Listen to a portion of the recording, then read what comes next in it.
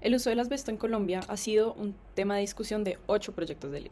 Curiosamente, 2 de ellos eran a favor de su uso y regulación, excusándose uno en la excusa de que era necesario para la construcción de viviendas de interés social.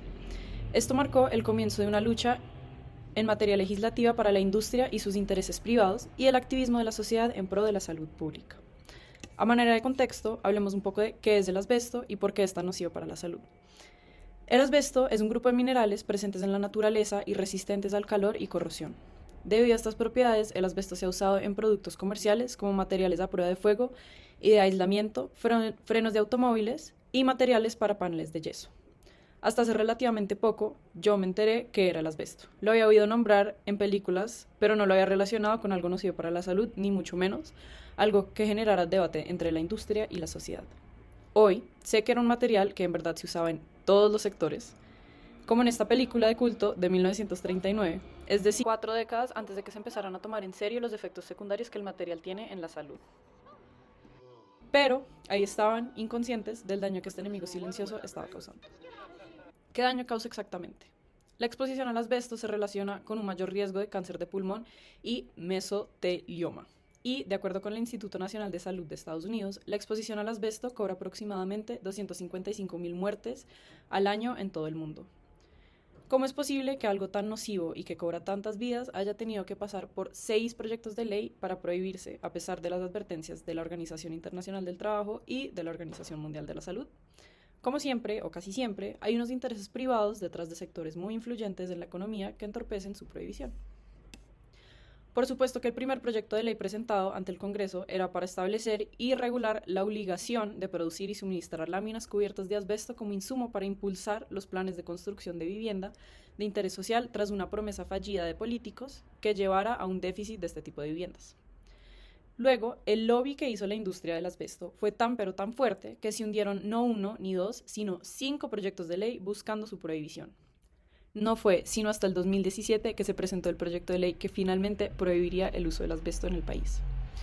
Fue nombrado en honor a una víctima del asbesto en Colombia. Ana Cecilia Niño, tras haber sufrido de mesotelioma, emprendió una lucha para concientizar sobre los peligros del uso del asbesto. Finalmente, tras aproximadamente 2 años y luego de superar información errónea de algunos congresistas que estaban en contra para desinformar a la sociedad, el expresidente de Colombia, Iván Duque, sancionó la ley 1968 de 2019, prohibiendo así el uso del asbesto en el país a partir del 1 de enero del 2021. Mientras en el Congreso se debatía cómo avanzar tras la prohibición, había un movimiento de acción colectiva que ya iba 2 pasos más adelante. 4 municipios en el país, El Colegio, Chivatá, Samacá y Tibabosa, marcaron un precedente importante al prohibir plena o parcialmente el uso del asbesto.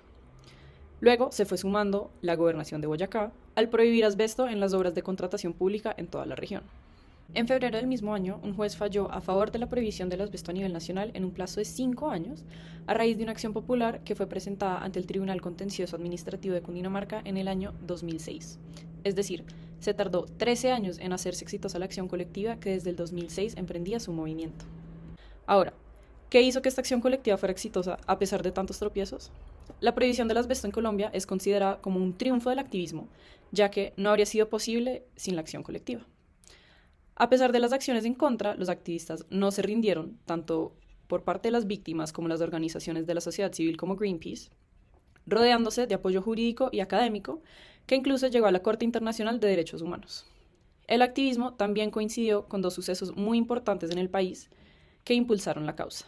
En primera instancia, en un mundo de posconflicto hay una proliferación de acciones colectivas sobre temas diversos y que afectan a todos los habitantes del país y que se ha visto cada vez más acciones colectivas que logran su objetivo. En segunda instancia, en un mundo cada vez más digital e intercomunicado, los medios de comunicación han sido un instrumento clave para que el mensaje se prolifere a la ciudadanía y le arrebate, en cierta medida, el poder a los grupos con mayor poder político o económico. Esto permitió que la población se hiciera consciente de los riesgos que el asbesto implica en la salud de quienes trabajan con el material y quienes están expuestos a él. De este modo, la prohibición del asbesto fue un doble triunfo para el país al frenar, en primera instancia, el uso del enemigo silencioso y, por otro lado, marcó el camino de una acción colectiva exitosa y emergente para que la ciudadanía hoy sea más consciente de temas que le afectan y qué están haciendo los legisladores para proteger a los colombianos y las colombianas. Ahora bien, En lo concerniente a la organización de una acción colectiva, sabemos que existen al menos dos posiciones. Estas son acciones colectivas que se organizan jerárquicamente y que existen unos líderes organizadores. Esto implica que hay una cabeza detrás de esta acción colectiva. Y por otro lado, existen las acciones colectivas autoorganizadas y descentralizadas, es decir, sin jerarquías y sin líderes imprescindibles, que en parte permitieron el éxito de esta acción colectiva en contra del uso del asbesto en el país. Claro, Ana Cecilia Niño fue una persona muy importante en este proceso. Impulsó de una manera significativa esta acción colectiva para prohibir el asbesto en Colombia. Se creó, con la ayuda de su marido, una fundación para promover esta acción colectiva. Sin embargo, sería equivocado decir que ella era un líder imprescindible de esta acción colectiva. Precisamente las personas comunes y corrientes que no necesariamente fueron afectados directamente por el uso del asbesto se pudieron unir para organizar pues, movimientos de acción colectiva. Por ende, al no tener a una persona como líder o cabeza del movimiento, se permitió también el éxito de esta acción colectiva. Por ejemplo, si se tuviera que la acción colectiva era organizada jerárquicamente y Ana Cecilia Niño era la líder organizadora imprescindible, con su fallecimiento la acción colectiva ciertamente se habría derrumbado y no habría sido exitosa. Precisamente su descentralización y su impacto a nivel nacional fue lo que permitió que fuera exitosa. Ahora bien, el hecho de que haya sido una acción colectiva autoorganizada no busca quitarle la importancia que tuvo Ana Cecilia Niño en este proceso.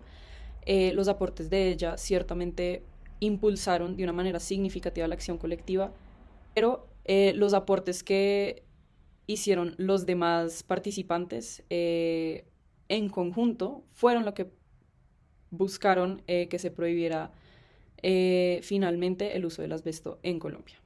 Si por la vía legislativa no se hubiese logrado la prohibición del asbesto, ciertamente se hubiera podido acudir a las marchas y protestas que alteran tanto el normal funcionamiento de la economía y la sociedad en general, que han logrado importantes cambios como se vio en el estallido social del 2021. A veces los proyectos de ley se siguen hundiendo y a veces no se logra el objetivo sino hasta que se toman las calles para generar tanto desorden que los políticos se ven obligados a negociar con los miembros de las acciones colectivas. Por otro lado, también se hubiera podido continuar como se venía haciendo con los municipios en Cundinamarca y Boyacá y que paulatinamente se optara por prohibir el uso en los territorios, hasta que se lograra a nivel nacional. Claramente, esta vía tardaría muchísimo más que por las anteriores opciones, pero de haber fallido en la vía legislativa, dada la autonomía que tienen los municipios, esto también hubiera podido ser una opción.